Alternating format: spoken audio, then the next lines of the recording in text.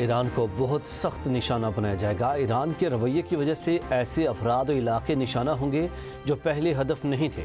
صدر ٹرمپ کی دھمکی، کہا کہ امریکہ اسرائیل کے دباؤ پر ایران نے ہتھیار ڈال دیے، پڑوسی ممالک سے معافی مانگ لی اور وعدہ کیا ہے کہ وہ اب ان پر حملے نہیں کرے گا۔ ایران مشرق وسطیٰ پر قبضہ کر کے حکمرانی کرنا چاہتا تھا، لیکن اب صورتحال بدل چکی۔ ایران اب مشرق وسطیٰ کا گنڈا نہیں رہا، بلکہ وہ مشرق وسطیٰ کا ہارا ہوا ملک بن چکا۔ مکمل ہتھیار ڈالنے تک وہ ایسا ہی رہے گا۔ ہزاروں سال کی تاریخ میں پہلی بار ایران کو مشرق وسطیٰ کے ممالک کے ہاتھوں شکست ہوئی۔ ان ممالک نے شکریہ ادا کیا، جس پر ان کا خیر مقدم کرتا ہوں۔ ایران ایٹمی ہتھیار تیار کرنے کے قریب پہنچ چکا تھا۔ ہم نے 3 دن میں ایران کے 42 بحری جہاز تباہ کر دیے۔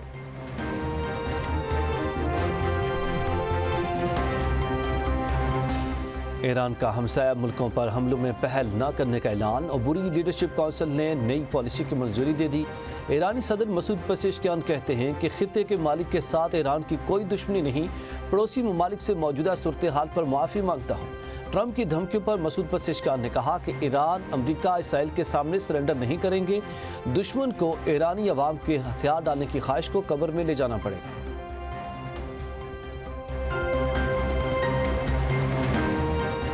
فیلڈ مارشل عاصم منیر کے سعودی وزیر دفاع سے اہم ملاقات۔ دفاعی معاہدے کے تحت ایرانی ڈرون اور میزائل حملے روکنے پر تبادلہ خیال۔ غیر اشتعال انگیز اقدامات کو علاقائی امن کے لیے خطرہ قرار دیا۔ ایران سے تحمل اور دانش مندی کا مظاہرہ کرنے کی اپیل۔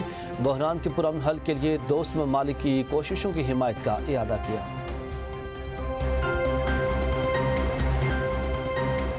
امریکہ کا ایران کے پانی کے پلانٹس پر حملہ، 30 دیہات کو پانی کی سپلائی متاثر۔ ایران کی حملے کی مذمت، امریکہ کو جواب دینے کا اعلان۔ ایرانی وزیر خارجہ عباس عراقچی کہتے ہیں کہ امریکہ نے قشم میں پانی کی ڈی سیلینیشن پلانٹ پر حملہ کر کے خطرناک مثال قائم کی ہے۔ حملے کے گہرے اثرات ہوں گے، امریکہ کو اس حملے کا جواب دیں گے۔ ایرانی نائب وزیر خارجہ کہتے ہیں کہ ایران کے اندرونی معاملات کے فیصلے ایرانی عوام ہی کریں گے۔ ایرانی اس قابل ہیں کہ اپنے نمائندے اور سپریم لیڈر خود چن سکیں، کسی غیر ملکی کو یہ بتانے کی ضرورت نہیں ہم نے کیا کرنا ہے۔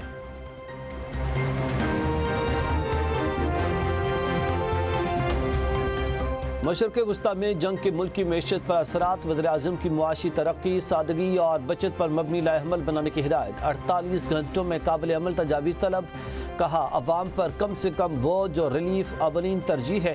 وزیر خزانہ اور وزیر پیٹرولیم صوبوں کا دورہ کریں، پیٹرولیم مصنوعات کی بچت اور ان کی عوام کو بلا تعطل فراہمی کے لیے لائحہ عمل اور منصوبہ بندی تیار کریں۔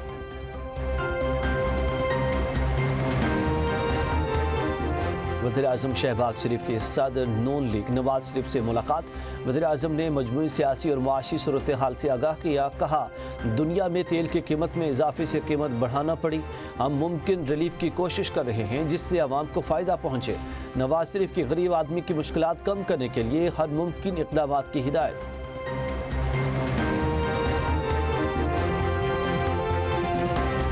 مشرق وسطیٰ میں جنگ کے اثرات، پاکستان میں پیٹرول ٹرپل سینچری کراس کر گیا۔ پیٹرول اور ڈیزل کی قیمت میں 55 روپے فی لیٹر اضافہ۔ پیٹرول کی نئی قیمت 321 روپے 17 پیسے، ڈیزل کی 335 روپے 86 پیسے فی لیٹر ہو گئی۔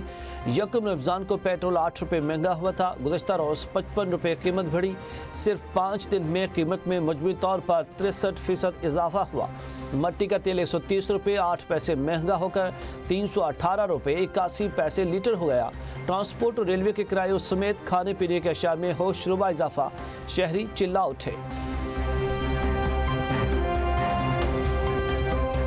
پی ٹی آئی نے پیٹرولیم قیمتوں میں اضافہ حکومتی بد انتظامی قرار دے دیا۔ بیرسٹر گوہر کہتے ہیں حکومت ضرورت کے مطابق سٹاک برقرار نہیں رکھ سکی، عوام 55 روپے لیٹر اضافہ برداشت نہیں کر سکتے، متبادل حل تلاش کیا جائے۔ حکومتی اتحادی پیپلز پارٹی کا تیل قیمتوں میں اضافہ واپس لینے کا مطالبہ۔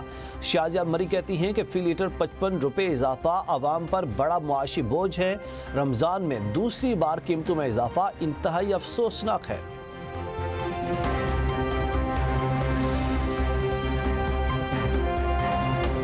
عالمی سطح پر تیل قیمتوں میں اضافے پر ہم نے قیمت بڑھائی، ہمارا عزم ہے اس ملک کی خدمت کرتے رہیں گے۔ وزیر اطلاعات و نشریات عطا اللہ تارڑ کا تقریب سے خطاب، کہا کہ شہباز شریف نے آیت اللہ خامنہ ای کی شہادت پر افسوس کیا، دیگر دوست ممالک کے ساتھ اظہار یکجہتی بھی کیا۔ پاکستان ہر حوالے سے سفارتی سطح پر اپنا کردار ادا کر رہا ہے۔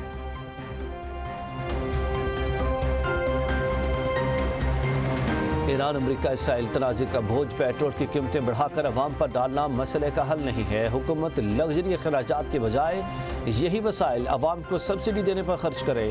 وزیر خیبر پختونخوا سہیل آفریدی کا حکومت کو مشورہ، کہا ہم ایسے اقدامات کی حمایت نہیں کریں گے جن سے عوام براہ راست متاثر ہوں۔ وزیر خزانہ محمد اورنگزیب کی ایران جنگ سے فیول سپلائی متاثر ہونے پر خیبر پختونخوا حکومت کو بریفنگ۔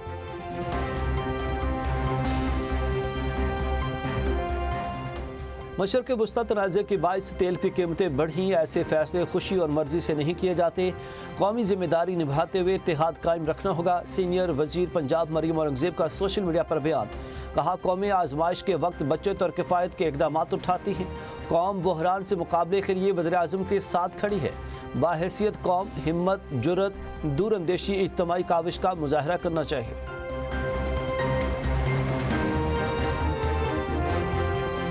وزراء اور سرکاری افسران کی مفت پیٹرول کی سہولت ختم ہونی چاہیے، تنخواہ دار طبقہ ٹیکس دے رہا ہے، اشرافیہ سے ٹیکس کون لے گا؟ امیر جماعت اسلامی حافظ نعیم الرحمان کہتے ہیں حکومت پیٹرول پر مختلف ٹیکس ملا کر 120 روپے وصول کر رہی ہے، 55 روپے اضافے میں 20 روپے پیٹرولیم لیوی بڑھا دی گئی، حکومت اپنی نااہلی چھپانے کے لیے عوام پر بوجھ ڈال رہی ہے۔ خطے کی موجودہ صورتحال، اسحاق ڈار کی کامن ویلتھ اجلاسوں میں شرکت سے معذرت، لندن میں پاکستانی ہائی کمشنر اپنے ملک کی نمائندگی کریں گے۔ اسحاق ڈار کا دولت مشترکہ کی سیکرٹری جنرل سے ٹیلی فونک رابطہ، کہا پاکستان ہمیشہ کامن ویلتھ کے پلیٹ فارم پر فعال کردار ادا کرتا رہا ہے۔ اسحاق ڈار کا اماراتی وزیر خارجہ سے بھی ٹیلی فونک رابطہ، خطے میں امن و استحکام کی اہمیت پر زور دیا۔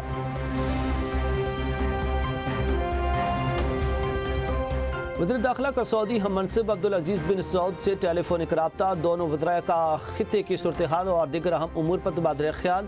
محسن نقوی نے کہا کہ پاکستان سعودی کے ساتھ کھڑا ہے، ہم سعودیہ سے مکمل یکجہتی کا اظہار کرتے ہیں۔